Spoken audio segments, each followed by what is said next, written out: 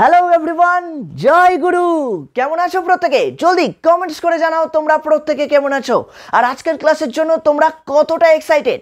অবশ্যই কিন্তু কমেন্টস করে জানাবে। ইতিমধ্যেই আমরা এবিটিএ টেস্ট পেপারের সমাধান স্টার্ট করে দিয়েছি, তবে শুরু বলবো না, আমরা কিন্তু একদম শেষ মুহূর্তে এসে পৌঁছেছি। আজকের ক্লাসের পর মাত্র আর একটা সেট বাকি থাকবে। এডুকেশনের আর একটা সেট হলেই আমরা এবিটিএ টেস্ট পেপারকে বন্ধ করে সাইড করে দেবো। আর তারপরে ডব্লিউবিটিএ না ডব্লিউবিএইচএ সেটা তোমরা জানাবে। তোমরা যেটাতে সব থেকে বেশি ভোট দেবে ডব্লিউবিটিএ আর ডব্লিউবিএইচ এর মধ্যে আমি সেই টেস্ট পেপারটা নিয়েই কিন্তু আলোচনা স্টার্ট করে দেবো।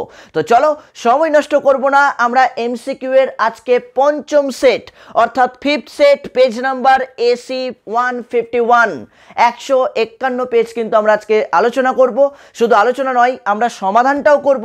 সলভটা তোমরা বলবে যেভাবে লাইভে তোমরা সলভ এর আগের ক্লাসগুলোতেও বলেছিলে, ঠিক একই রকমভাবে আজকের লাইভেও কিন্তু তোমরা প্রত্যেকে নিজেরা উত্তর দেওয়ার চেষ্টা করবে আর নিজেরা নিজেদেরকে যাচাই করে নেবে যে তুমি কতটা পারছো, কোন চ্যাপ্টারগুলো থেকে সব থেকে ভালো পারছো আর কোন চ্যাপ্টারগুলোতে তোমার এখনও সমস্যা রয়েছে। কারণ হাতে কিন্তু আর 1 থেকে 1.5 মাস, এই 1 থেকে 1.5 মাসের মধ্যে তোমাকে নিজেকেই বুঝতে হবে, নিজেকেই এভালুয়েট করতে হবে যে তোমার কোন চ্যাপ্টারে প্রবলেম রয়েছে, কোন অধ্যায়ে প্রবলেম রয়েছে। সেই জায়গাগুলোকে একটু ভালো করে গুরুত্ব দিয়ে আমাদেরকে রেডি করতে হবে। তবে আরেকটা কথা যেটা না বললেই নয়, যেটা যেমনটা তোমাদের আমি কথা দিয়েছিলাম যে এসএকিউগুলোও আমরা সলভ করে দেবো চ্যাপ্টার ওয়াইজ। ইতিমধ্যেই যারা রেগুলার বেসিসে চ্যানেলকে ফলো রাখো, যারা রেগুলার বেসিসে প্রত্যেকটা ক্লাস করো, তারা প্রত্যেকেই জানবে আমি কিন্তু এবিটিএ টেস্ট পেপার থেকে প্রত্যেকটা সেট থেকে আমাদের যে টোটাল 6টা বা 7টা সেট রয়েছে, এই টোটাল সেট থেকে প্রথম অধ্যায় এবং দ্বিতীয় অধ্যায়ে যতগুলো প্রশ্ন ছিল প্রত্যেকটা সেট থেকে আমি কিন্তু এক জায়গায় সাজিয়ে আনসার করে দিয়েছি। কি তাই তো? উত্তর অলরেডি তোমরা পেয়ে গেছো, আমি ইউটিউবেই আপলোড করে দিয়েছিলাম তোমাদের জন্য। আমরা কিন্তু খুব শীঘ্রই আজকালের মধ্যেই তোমাদের আবার থার্ড চ্যাপ্টার, ফোর্থ চ্যাপ্টার, এইভাবে পরপর চ্যাপ্টারগুলো আমি তোমাদের সাথে শেয়ার করে দেবো। ওকে, তো চলো সময় নষ্ট না করে শুরু করছি আজকে জমজমাট একদম ম্যারাথন এমসিকিউ এর উপর ক্লাস। টোটাল 12টা অধ্যায় থেকে যে 24টা এমসিকিউ আমাদের 151 অর্থাৎ সেট 5 এ রয়েছে, দেখবো আজকে কিন্তু চেক হয়ে যাবে যে কার কত দম, কার কত পাওয়ার রয়েছে, কার কতটা সিলেবাস ভালো মতো অ্যাচিভ হয়েছে, কার কতটা সিলেবাস ভালো মতো কমপ্লিট হয়েছে। তো চলো প্রথমেই আমরা দেখে নেব আমাদের প্রথম প্রশ্ন। এসি 151 এর প্রথম প্রশ্ন কি রয়েছে? শিক্ষণের দ্বিতীয় স্তর। ঝটপট উত্তর দাও যাদের কাছে এবিটি আছে, প্রত্যেকে যাদের কাছে এবিটি আছে প্রত্যেকে কমপ্লিট করো উত্তরটা।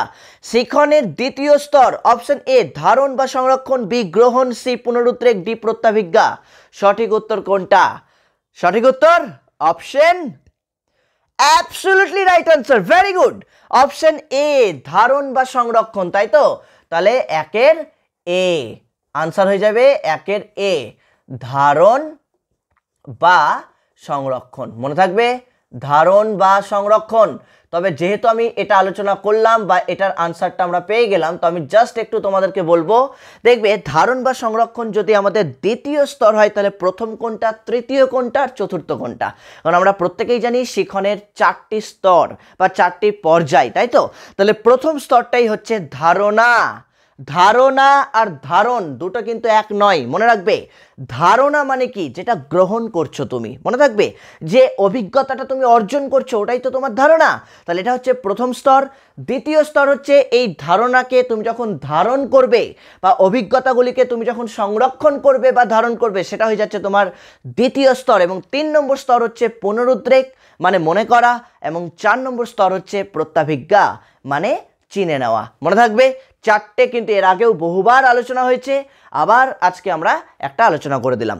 চলে আসছি সেকেন্ড কোয়েশ্চেন নাম্বার 2। মনোযোগের একটি আভ্যন্তরীণ উদ্দীপক। বলো মনোযোগের একটি আভ্যন্তরীণ উদ্দীপকের নাম কি? অপশন এ মেজাজ, বি আকার, সি গতিশীলতা, ডি তীব্রতা। সঠিক উত্তর কোনটি? সঠিক উত্তর দিতে পারলে জিতে নেবে এই মুহূর্তের ভার্চুয়াল 1 কোটি টাকা পুরস্কার। এই মুহূর্তে স্বপ্নে 1 কোটি টাকা পুরস্কার জিতে নিতে পারছো যদি তোমরা দ্বিতীয় প্রশ্নের উত্তরটা দিতে পারো। দ্বিতীয় প্রশ্নের উত্তর কি? বাহ, ভেরি গুড, মেজাজ, অপশন এ মেজাজ। আচ্ছা, প্রশ্নটা কিন্তু ঘুরিয়ে দিতে পারে, একটু ছোট্ট করে বলে দিই প্রশ্নটা ঘুরিয়ে দিলে কিভাবে আসতে পারে, তাই তো। তোমাকে এখানে কি দিয়েছে, মনোযোগের একটি আভ্যন্তরীণ নির্ধারক। তোমাকে মনোযোগের আভ্যন্তরীণ নির্ধারক না দিয়ে যদি বলে মনোযোগের একটি ব্যক্তিগত নির্ধারক, উত্তর কিন্তু এটাই হতো। এটাই ব্যক্তিগত নির্ধারক, এটাই হচ্ছে আভ্যন্তরীণ নির্ধারক। আর যেটা বস্তুগত নির্ধারক বলি সেটা হচ্ছে বাহ্যিক নির্ধারক। মনে থাকবে, বাহ্যিক নির্ধারক কোনগুলো, গতিশীলতা, তীব্রতা, এগুলো সবই হচ্ছে বস্তুগত বা বাহ্যিক। কিন্তু আভ্যন্তরীণ বা ব্যক্তিগত যদি বলে তার উত্তর কিন্তু মেজাজ হবে, আগ্রহ হবে, এরকম অনেকগুলোই পার্ট আছে, মনে থাকবে। চলে আসছি 3 নম্বর কোয়েশ্চেন আনসার দেখি। হ্যাঁ, গিফটও দেবই, 1 কোটি টাকা বলেছি যে স্বপ্নে পুরস্কারটা নিয়ে নিতে। তুমি স্বপ্ন দেখো 1 কোটি টাকা পেয়েছো, টাকা পুরো গুনতে পারছো না, থুতু দিয়ে গুনছো, একদম স্বপ্ন ভেবে নাও। চলো 3 নম্বর কোয়েশ্চেন, জ্ঞানের মতে শিখনের সর্বশেষ স্তর, বারবার করে বলছি, জ্ঞানের যে শিখনের টোটাল 8টা স্তর রয়েছে তার মধ্যে প্রথম এবং সর্বশেষ এই দুটো কিন্তু খুব ভালো করে মনে রাখবে। প্রথম স্তর হচ্ছে সব থেকে নিচের যেটা, তাই তো, সংকেতমূলক শিখন প্রথম স্তর। তাহলে আমার এখানে প্রশ্ন আছে সর্বশেষ, অর্থাৎ 8 নম্বর যেটা সর্বশেষ স্তর, যেটাকে আমরা বলি সর্বোচ্চ পর্যায়ের শিখন, সর্বোচ্চ পর্যায়ের শিখন। তো সর্বোচ্চ পর্যায়ের শিখন কোনটা? অপশন এ আছে ধারণা শিখন, বি আছে সংকেতমূলক, সি আছে সমস্যা সমাধানমূলক, ডি আছে শৃঙ্খলীকরণ। তাহলে উত্তর অপশন সি, সমস্যা সমাধানের শিখন। এটা অলরেডি ছিল, তোমাদের বহুবার আলোচনা হয়েছে এগুলো, তাই তো, কোনো না কোনো সেটে নিশ্চয়ই পেয়েছিলাম। তাহলে সমস্যা সমাধানের শিখন, মনে থাকবে, সমস্যা সমাধানের শিখন। ক্লিয়ার? সমস্যা সমাধানের শিখন। চলে আসছি আমরা 4 নম্বর কোয়েশ্চেন, নাম্বার 4। 4 নম্বর কোয়েশ্চেনটাও কিন্তু মোস্ট ইম্পর্টেন্ট, একটা খুব সুন্দর প্রশ্ন দিয়েছে, বুদ্ধি হলো শেখার ক্ষমতা। বারবার প্রত্যেকটা পেজে, আগের দিন যখন আমি আলোচনা করছিলাম তোমাদের এসি 121 বা এরকম কিছু একটা পেজ ছিল, মানে 4 নম্বর সেট যেটা, সেখানেও কিন্তু এই কোয়েশ্চেনটা ছিল। তাহলে কি কোয়েশ্চেনটা? বুদ্ধি হলো শেখার ক্ষমতা, কে বলেছেন? আনসার, টাইম নষ্ট না করে, আমি জানি প্রত্যেকে উত্তর দিয়ে দিচ্ছ, অপশন এ প্লেটো, তাই তো, কেন বহুবার এগুলো আলোচনা হয়েছে, বহুবার আলোচনা হয়েছে এগুলো। চলো 5 নম্বরটা দেখি, 5 নম্বর কোয়েশ্চেন কি দিয়েছে। চলো 5 নম্বর কোয়েশ্চেনটা দেখি, কোন রোমিও বলতে পারে? আচ্ছা, রোমিও বা জুলিয়েট, কেউ একজন বলো। আমার রোমিও যারা রয়েছে তারা বলবে, অথবা জুলিয়েট, হ্যালো, জুলিয়েটগুলো উত্তর দেবে। বলো, মানসিক শক্তি তত্ত্বের মধ্যে কোনটি থার্স্টনের তত্ত্ব? মানসিক শক্তি তত্ত্বের মধ্যে কোনটি থার্স্টনের তত্ত্ব? থার্স্টন আমরা প্রত্যেকেই জানি কি, তাই তো। অপশন এ দ্বি উপাদান, বি প্রাথমিক শক্তি, সি সাধারণ শক্তি, আর ডি বহু উপাদান। বলো, মানসিক শক্তি সংক্রান্ত থার্স্টনের তত্ত্ব কোনটা? এই যে 4টে তত্ত্ব আমার এখানে লেখা রয়েছে, অপশনে রয়েছে, 4টে তত্ত্বের মধ্যে কোনটা থার্স্টনের? প্রত্যেকেই জানি আমরা থার্স্টনের যেটা, সেটা হচ্ছে বহু উপাদান, তাই তো। তাহলে একটু আমাকে বলো তো কেউ, বহু উপাদান তত্ত্বের অপর নাম কি? কে বলবে? বহু উপাদান তত্ত্বের অপর নাম কি? বহু উপাদান তত্ত্বের অপর নাম কি? হ্যাঁ, দলগত উপাদান তত্ত্ব। Very good. তাহলে আমি এখানে লিখছি না, বা লিখে দিচ্ছি না হয়। আচ্ছা, যেহেতু এটা অপশানে নাই, আমি অবলিক দিয়ে লিখলাম, ঠিক আছে। যেটা বহু উপাদান তত্ত্ব ওটাই হচ্ছে দলগত উপাদান তত্ত্ব, মনে থাকবে। চলো নেক্সট চলে আসছি আমরা পরেরটা, একদম ইম্পর্টেন্ট প্রশ্ন, মার্ক করো, একদম মোস্ট ইম্পর্টেন্ট। আমি আগের দিন বলছিলাম এরকম একটা প্রশ্ন তোমাদের হয়তো কোনো না কোনো সেটে থাকবে, তাই তো। আগের দিন যখন 4র্থ অধ্যায়ে আমি ডাউট ক্লিয়ারিং করাচ্ছিলাম গুগল মিটে, কি মনে আছে তো? আগের দিন 4র্থ অধ্যায়ে ডাউট ক্লিয়ারিং করাচ্ছিলাম, কি বলো, তোমরাই বলো। শুভঙ্কর, কি বলেছিলাম না কোয়েশ্চেনটা? আদ্রিতা, ত্রিশাগ্নি, কি বলেছিলাম তো কোয়েশ্চেনটা এই টাইপের একটু প্রশ্ন থাকবে। আর আমি এটাও বলেছিলাম প্রশ্নটাকে মার্ক করবে, গোল করে রাখো, কারণ এই ধরনের কোয়েশ্চেন কিন্তু একদম কচি করে একটা দুটো পাওয়া যায়। এই ধরনের কোয়েশ্চেন কচি করে একটা দুটো পাওয়া যায়, তো কচি করে যেহেতু পাওয়া যায় তো আমাদেরকে একটু কচি করে মনে রাখতে হবে না? তাহলে কি আছে কোয়েশ্চেনটা? রাজ্য তালিকায় যে দুটি ধারা শিক্ষা সংক্রান্ত সেগুলি হলো, রাজ্য তালিকার কোন দুটি ধারা শিক্ষা সংক্রান্ত? একই রকমভাবে অল্টারনেটিভ আমি বলে রাখবো, সেন্ট্রাল গভর্নমেন্ট অর্থাৎ কেন্দ্রীয় তালিকায় কোন 5টি বা 6টি ধারা রয়েছে যেটা কেন্দ্রীয় তালিকার অন্তর্ভুক্ত, এটাও মনে রাখতে হবে। তো আমাদের এখানে কোয়েশ্চেন অনুযায়ী রাজ্য তালিকা রয়েছে, তাহলে রাজ্য তালিকায় ধারা নাম্বার 11 এবং 12, দেখো 11 12 কোথায় আছে? অপশন বি, তাই তো, 11 এবং 12 নম্বর এটা লিখে রাখবে। তাহলে 6 এর বি, কি বললাম, 11 ও 12, ঠিক আছে। 11 এবং 12 নম্বর ধারা হচ্ছে রাজ্য তালিকার অন্তর্ভুক্ত, আর যেটা কেন্দ্রীয় তালিকায় রয়েছে, সেন্ট্রাল গভর্নমেন্টে রয়েছে, সেটা হচ্ছে 60, 61, 62, 63, 64 এইভাবে রয়েছে, মনে থাকবে। একটু টেক্সট বইটা খুলে দেখে নেবে জায়গাটা। ওকে, তাহলে রাজ্য তালিকাটাও একটু মনে রেখো। আর এরই অল্টারনেটিভ যেটা কেন্দ্রীয় তালিকা 60 আছে, তারপর আবার 61, 62 এইভাবে আছে হয়তো, বা 65 পর্যন্ত বা 67 পর্যন্ত, একটু দেখে নেবে, ঠিক আছে। আচ্ছা চলো, প্রত্যেকটা টেক্সট বই আছে, হ্যাঁ প্রত্যেকটা টেক্সট বই আছে, দেখবে বক্স করে দেওয়া আছে, ছায়া প্রকাশনীর বইও বক্স করে দেওয়া আছে, এবিএস পাবলিকেশনেও বক্স করে দেওয়া আছে, ওগুলো একটু দেখে নেবে, ঠিক আছে। আচ্ছা পরেরটাতে চলে আসছি আমরা। স্ট্যাটিস্টিক রিলেটেড প্রশ্ন দিয়েছে, দেখে কে বলতে পারো। 16, 8, 10, 11, 8, 10, 8, 14 এর মোট কত? মোট মানে কি ভুসি স্টক? অপশন, এটা বলার কিছু নাই, অপশন ডি, তাই তো, অপশন ডি অর্থাৎ 8। তাহলে 7-এর উত্তর বেরিয়ে গেল 8, 8 হচ্ছে মোট। ওকে, আচ্ছা 8 নম্বর উত্তরটা কে পারবো? 8এরটা দেখি, আমি কিন্তু এইটা গোল করতে বলেছিলাম, প্রত্যেকে গোল করে রাখবে এইটা, তাহলে যখন রিভিশন দেবে তখন এই জায়গাটা ভালো করে নোটিশ হবে তোমার, তাই তো, চোখের তাহলে স্কিপ হয়ে যাবে না। আমি একদম প্রথম দিন যেদিন এবিটিএ করিয়েছিলাম সেদিনও কিন্তু আমি বলেছিলাম জিনিসটা। আচ্ছা তার পরেরটা দেখি তাহলে কি রয়েছে। পরের নম্বরটা রয়েছে একটি প্রাক প্রাথমিক শিক্ষালয়ের নাম। প্রাক প্রাথমিক শিক্ষালয়ের নাম, অপশন দিচ্ছে নিম্ন বুনিয়াদি, না হবে না। মাধ্যমিক, না মাধ্যমিক আলাদা, প্রাথমিক তো অবশ্যই আলাদা, তাই না, তাহলে মাধ্যমিকও হবে না। পলিটেকনিক, না পলিটেকনিক কখনোই প্রাক প্রাথমিকের স্তরের মধ্যে নয়, তাহলে পড়ে রইল মন্তেশ্বরী।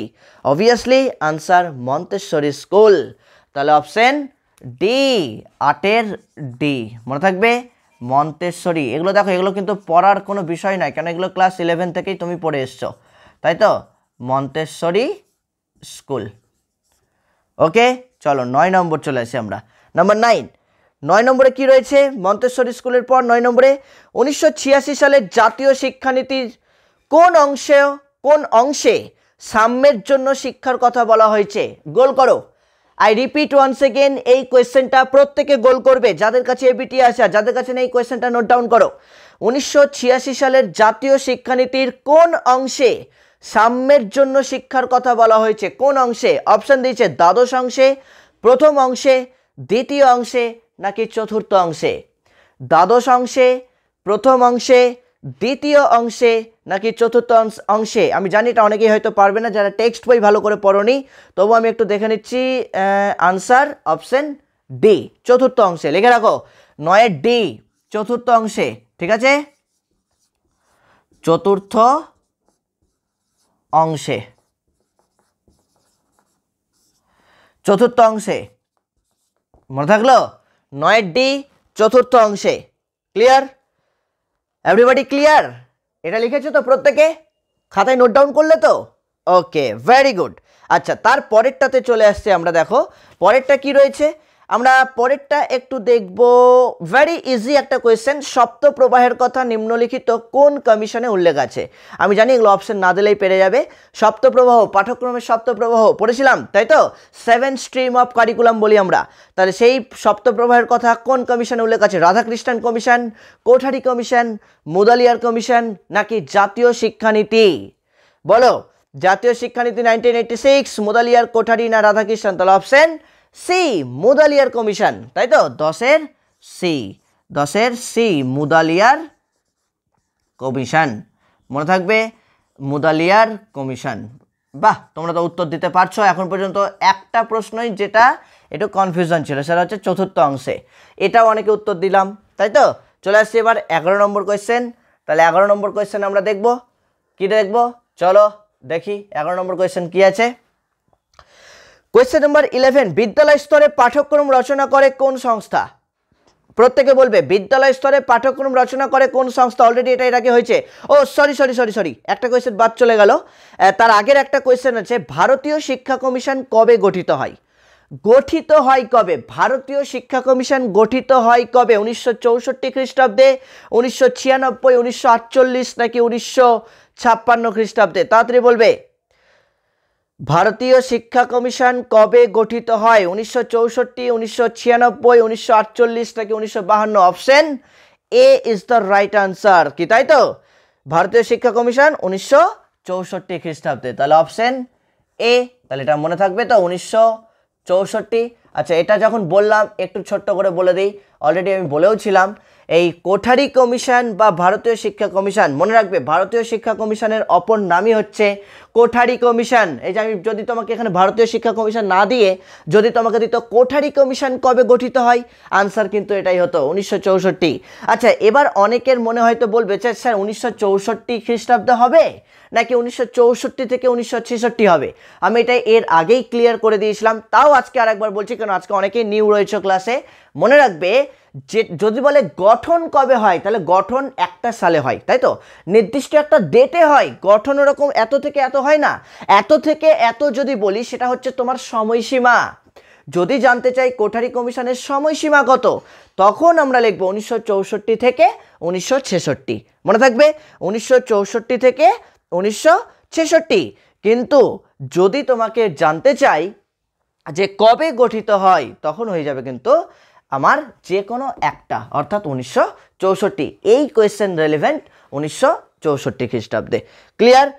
নেক্সট চলে আসছি আমরা পরের question, the most important very easy question. দেখো, ভেরি ইজি কোয়েশ্চেন কি রয়েছে, বিদ্যালয় স্তরে পাঠ্যক্রম রচনা করে কে, কোন সংস্থা বিদ্যালয় স্তরে পাঠ্যক্রম রচনা করে? জানা জিনিস, অপশন এ। তাহলে 12 এ হয়ে গেল, কি হবে? এনসিইআরটি। চলো ফুল ফর্মটা টুক করে বলে দাও, রিভিশন হয়ে যাচ্ছে। ফুল ফর্মটা বলো, ফুল ফর্ম কি হবে? এনসিইআরটির পুরো নাম কি? এটা এসে কিউ দিতে পারে, এনসিইআরটির পুরো নাম কি? তাহলে উত্তর কি লিখবো? National council of educational research and training. কি বললাম? National council of educational research and training. মনে থাকবে, national council of educational research and training. আচ্ছা, বাকি যে অপশনগুলো ছিল সেগুলোর একটু ফুল ফর্ম আমরা জেনে নিই।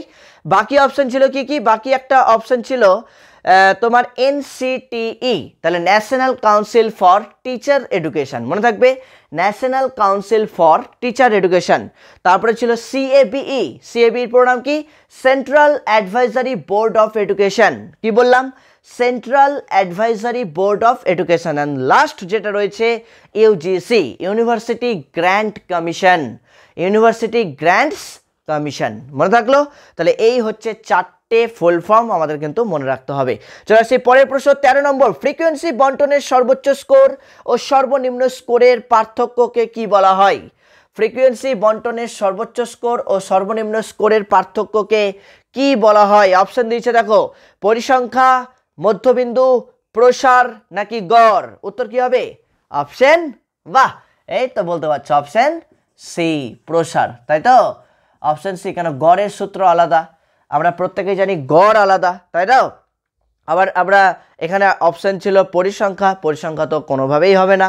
ওকে, মধ্যবিন্দু একটা অপশন ছিল, মধ্যবিন্দু মানে তো মিডিয়ান হয়ে গেল, তো সেটাও নয়। তাহলে এইটা কিন্তু মনে রাখতে হবে, ফ্রিকোয়েন্সি বন্টনের সময় সর্বোচ্চ স্কোর আর সর্বনিম্ন স্কোর, এই দুটোর মধ্যে যে ব্যবধান সেটাকে আমরা কি বলি? প্রসার বলি। ওকে, চলে আসছি পরের প্রশ্ন।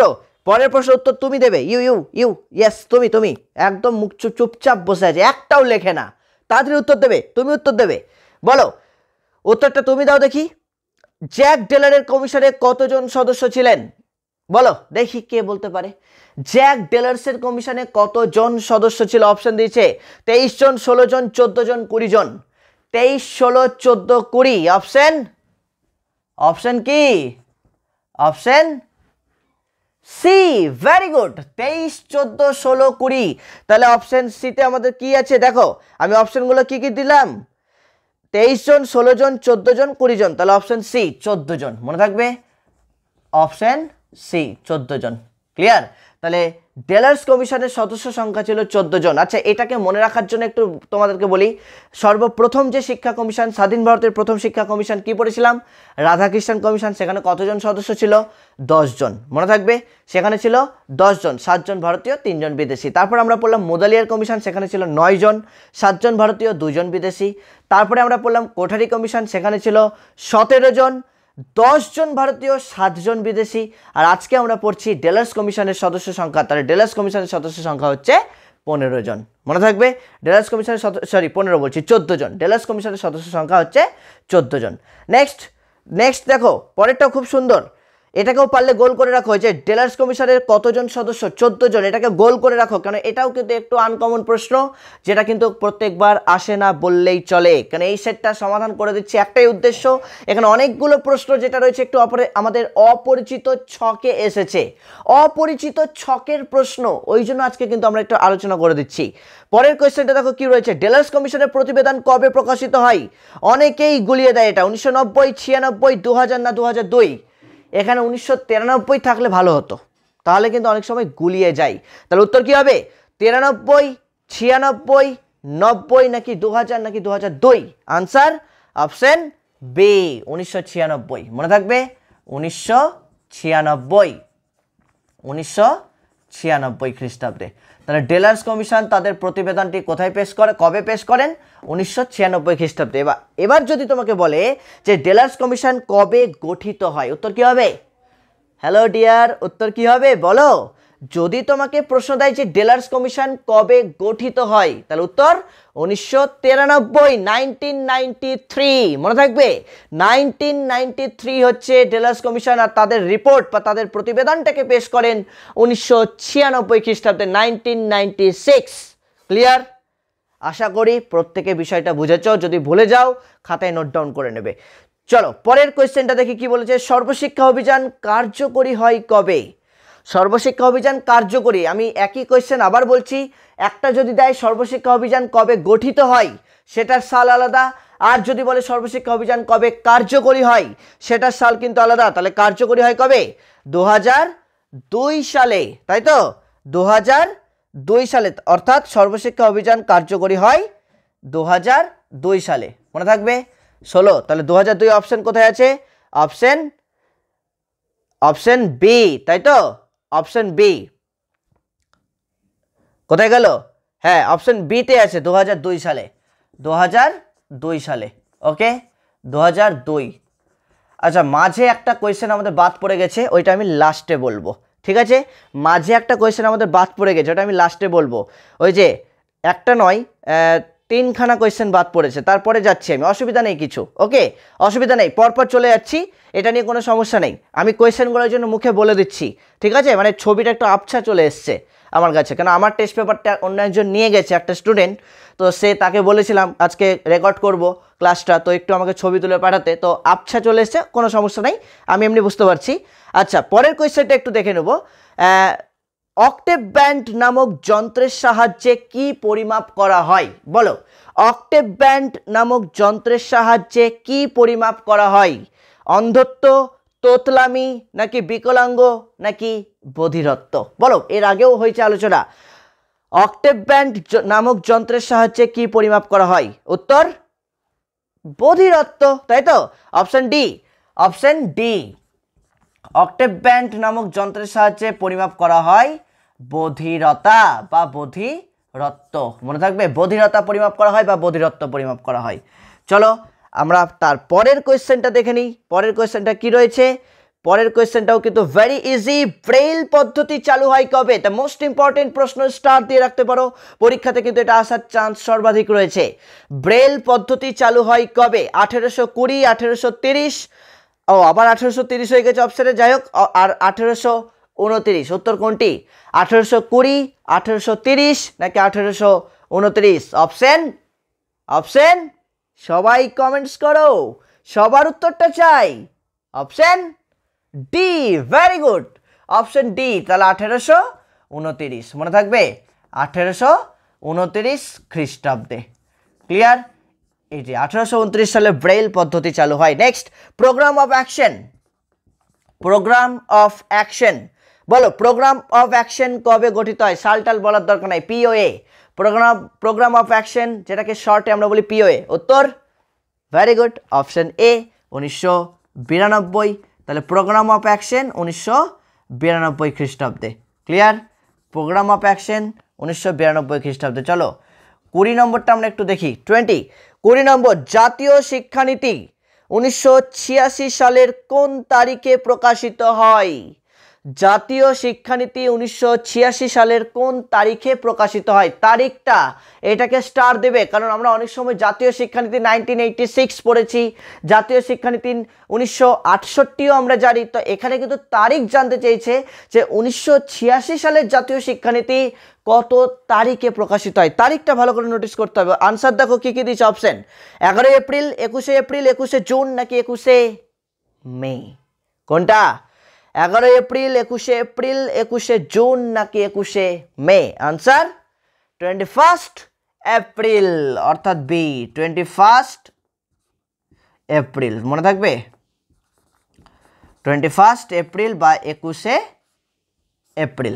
ক্লিয়ার? 21 এপ্রিল অর্থাৎ এই যে জাতীয় শিক্ষানীতি 1986, তারিখটা বললাম, এটা সালটা তো এখানে উল্লেখ করাই আছে 1986।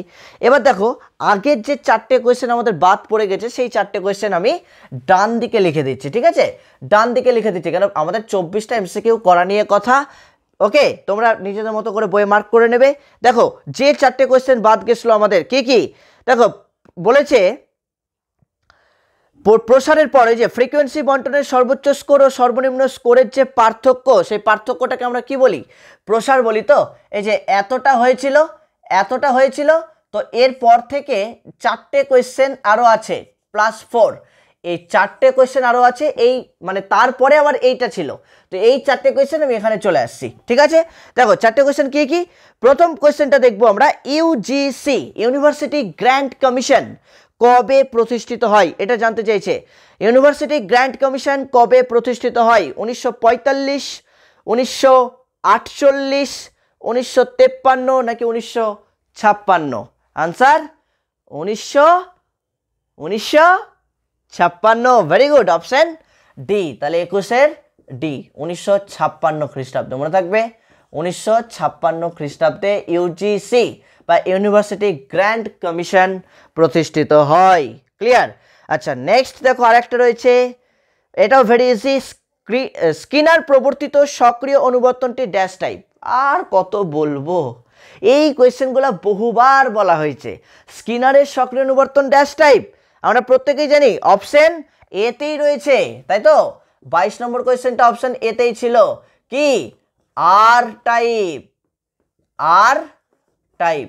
স্কিনারের অপারেন্ট বা সক্রিয় অনুবর্তন হচ্ছে আর টাইপ। এখানে টাইপটা দিয়ে প্রশ্ন করেছিল, তাই তো?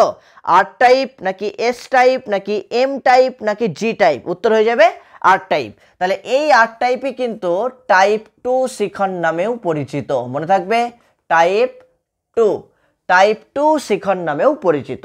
বা তোমাকে ঘুরিয়ে দিতে পারে যে আর টাইপ শিখনের কথা কে বলেছেন বা টাইপ 2 শিখনের কথা কে উল্লেখ করেছেন, এইভাবেও দিতে পারে।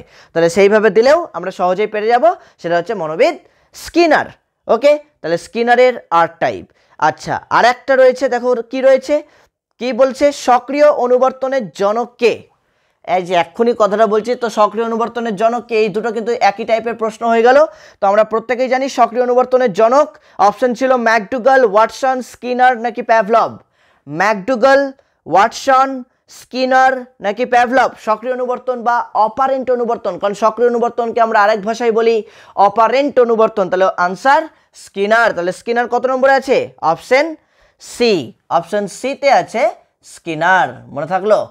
অপশন সিতে আছে স্কিনার। অ্যান্ড লাস্ট আমাদের আজকের সেটের অর্থাৎ সেট 5 বা পঞ্চম সেটের আজকে আমাদের লাস্ট কোয়েশ্চেন ছিল, কেন্দ্রীয় প্রবণতার সবচেয়ে নির্ভরযোগ্য উপাদান কোনটি?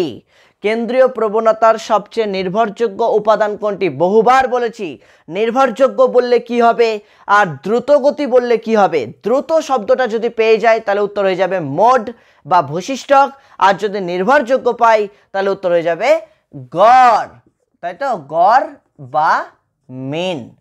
গড় বা মিন। মনে থাকলো? এই হচ্ছে টোটাল 24টা এমসিকিউ। 13 নম্বরের পর এটা 14, এটা 15, এটা 16, এটা 17, তারপর এটা 18, এটা 19, এইভাবে পরপর আসবে। যেহেতু মাঝখানে আমার 3-4টা কোয়েশ্চেন একটু বুঝতে অসুবিধা হচ্ছিল বলে আমার ছুট পড়ে গেছে চোখের নিমেষে, তো তার জন্য আমি কিন্তু এটা পরে লিখে দিলাম। মাথায় ঢুকলো? পরে লিখে দিলাম, কেউ আবার উল্টো পাল্টা মার্ক করে নিও না। কেউ আবার উল্টোপাল্টা মার্ক করে নিও না, ঠিক আছে? এখানে নাম্বারিংয়ে আমরা চেঞ্জ করা আছে, যেহেতু পরপর সিরিয়াল নাম্বার ওয়াইজ আমরা দেখলাম 24টা এমসিকিউ পারছে কি না, কিন্তু অ্যাকচুয়ালি তোমাদের যেটা টেস্ট পেপার পেজ নাম্বার 151 সেখানে কিন্তু দেখবে এত দূর 13 পর্যন্ত ঠিক আছে, তারপরে এইটা চলে আসবে 14 নম্বর, এইটা চলে আসবে 15, এইটা 16, এইটা 17, তারপর আবার এইটা 18 নম্বর হবে।